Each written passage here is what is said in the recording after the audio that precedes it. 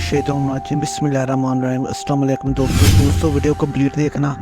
आप सल्लल्लाहु अलैहि वसल्लम ने इरशाद फरमाया, अगर झुक जाने यानी आजिज़ी इख्तियार करने से तुम्हारी इज़्ज़त घट जाए तो क़यामत के दिन मुझसे ले लेना। सुभान अल्लाह।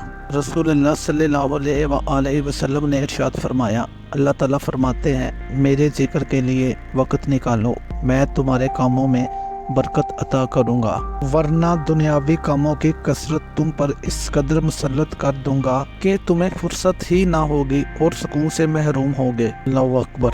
दोस्तों, रसूलुल्लाह सल्लल्लाहु अलैहि वसल्लम इरशाद फरमाते हैं, अल्लाह ताला ने तुम पर माँ की नाफरमानी हराम करार दी है और वालिदैन के हकूक़ ना देना और ना हक इनसे मुतालबात करना भी हराम करार दिया है। दोस्तों, हज़रत मोहम्मद सल्लल्लाहु अलैहि वसल्लम ने इरशाद फरमाया, मेरी उम्मत के तमाम लोगों के गुनाह अल्लाह ताला बख्श देगा सिवाय इन लोगों के जो गुनाह करके लोगों को फख्र से बताएं कि हमने ये गुनाह किया है। अल्लाह अकबर। दोस्तों, वीडियो को लाइक कर देना और भाई के चैनल को सब्सक्राइब भी कर लें। अस्सलाम वालेकुम।